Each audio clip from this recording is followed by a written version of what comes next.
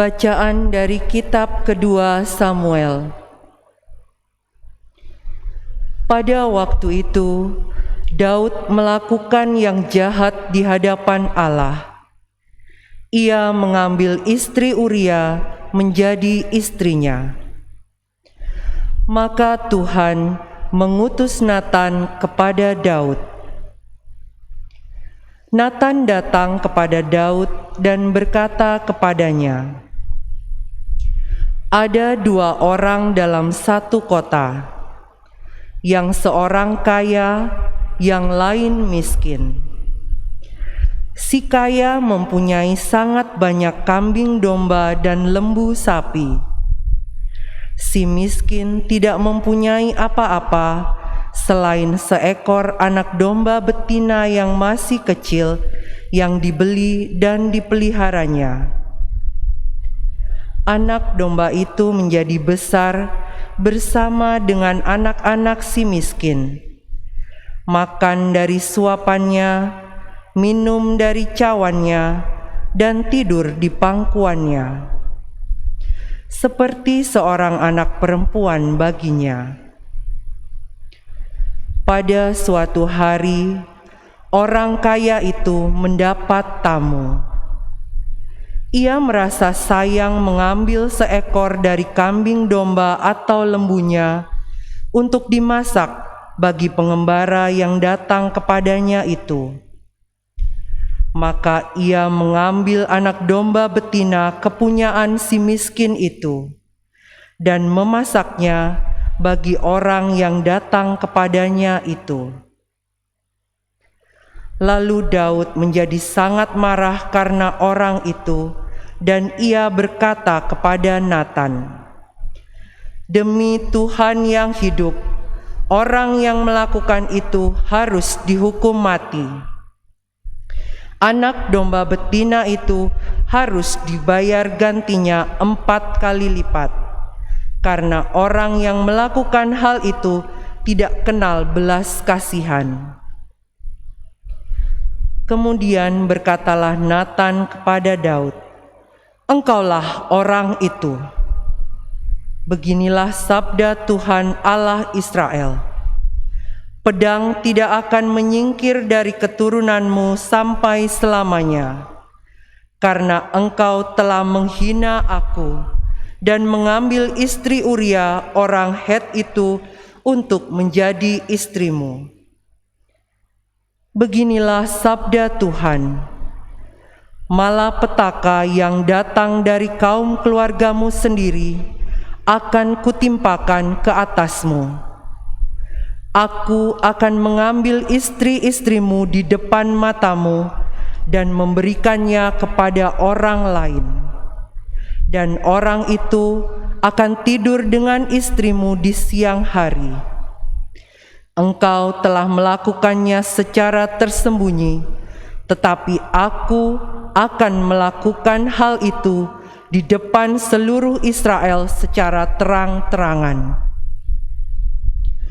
Lalu berkatalah Daud kepada Natan, "Aku sudah berdosa kepada Tuhan." Dan Natan berkata kepada Daud, "Tuhan telah menjauhkan dosamu itu, engkau tidak akan mati. Walaupun demikian, pastilah anak yang lahir bagimu itu akan mati, karena dengan perbuatan itu engkau sangat menista Tuhan." Kemudian pergilah Natan pulang ke rumahnya. Tuhan mencelakakan anak yang dilahirkan bekas istri Uria bagi Daud, sehingga sakit.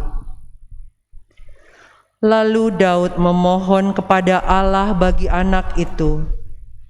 Ia berpuasa dengan tekun, dan apabila ia masuk ke dalam, semalam-malaman ia berbaring di tanah. Maka datanglah para tua-tua yang ada di rumahnya untuk meminta ia bangun dari lantai, tetapi Daud tidak mau. Juga ia tidak makan bersama-sama dengan mereka. Demikianlah sabda Tuhan. Syukur kepada Allah. Mazmur tanggapan, refren. Ciptakanlah hati murni dalam diriku, ya Allah.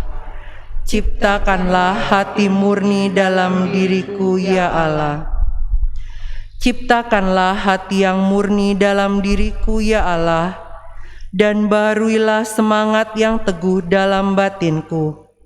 Janganlah membuang aku dari hadapan-Mu, dan janganlah mengambil roh-Mu yang kudus daripadaku. Refren, ciptakanlah hati murni dalam hatiku, ya Allah. Berilah aku sukacita karena keselamatan-Mu, dan teguhkanlah roh yang rela dalam diriku. Maka aku akan mengajarkan jalan-Mu kepada orang-orang durhaka, supaya orang-orang berdosa berbalik kepadamu. Refren, ciptakanlah hati murni dalam diriku, ya Allah. Lepaskanlah aku dari hutang darah, ya Allah penyelamatku. Maka lidahku akan memasyurkan keadilan-Mu. Ya Tuhan, bukalah bibirku, supaya mulutku mewartakan puji-pujian kepadamu. Refren, ciptakanlah hati murni dalam diriku, ya Allah.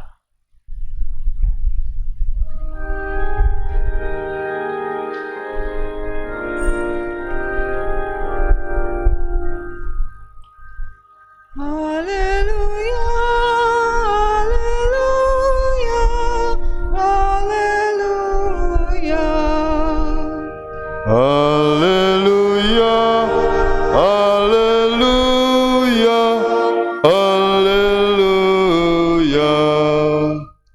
Demikian besar kasih Allah kepada dunia, sehingga Ia menyerahkan anaknya yang tunggal.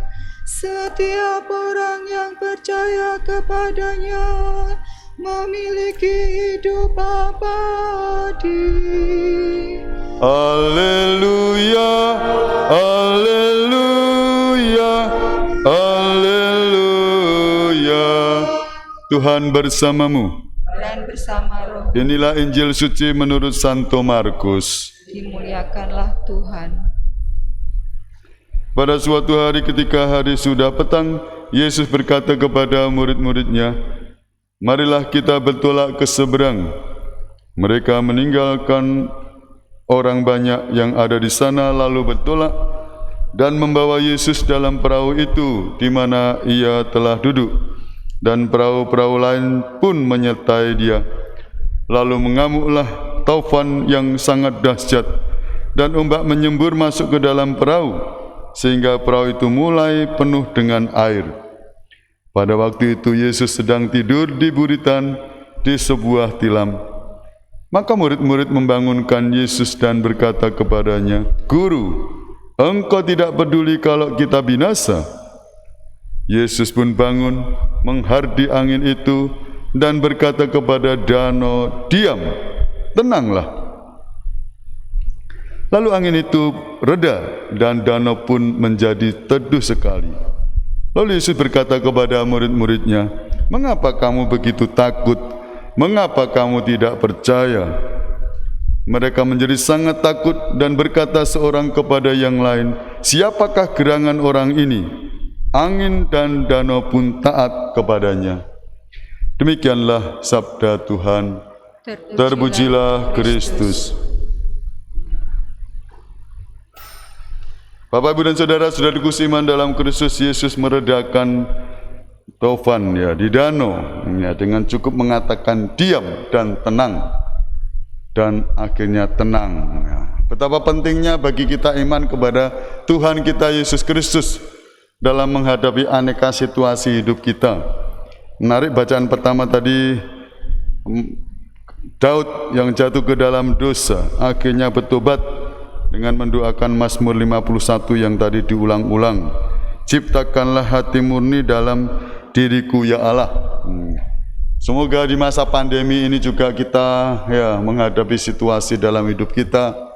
Mungkin kita juga merasa berdosa, atau kita mungkin merasa jatuh, atau merasa kalah, atau merasa lemah, atau sakit tak berdaya. Loh, tidak berhenti kepada sakit atau lemah atau jatuh, tapi ingat kita punya Tuhan. Tuhan yang senantiasa memperhatikan kita. Yesus memperhatikan kita. Di masa pandemi mungkin kita juga seperti naik perahu diombang-ambingkan. Ada lagunya itu ya. Di tengah ombak dan arus pencobaan, hampir terhilang tujuan arah hidupku, bagaikan kapal yang selalu diombang-ambingkan, seolah-olah mengatasinya tiada mampu. Ingat Yesus perhatikan kehidupan tiap orang yang sudah rusak, dibetulkan dengan penuh kasih sayang. Yesus perhatikan tiap tetesan air mata. Dia mengenal hatimu yang penuh penyesalan dosa. Terus gimana dong? Kapan mengaku dosa? Saudara sekalian, paroki kita tiap Jumat sudah dibuka pengakuan dosa. Jadi kalau hati gundah gulana, hari Jumat ikut misa langsung mengaku dosa. Romo ada disiapkan. Tiap Jumat Karangpilang 6:30 ada misa sampai malam. Silakan kalau mungkin merasa. Berkatalah menyertai kita semua. Amin.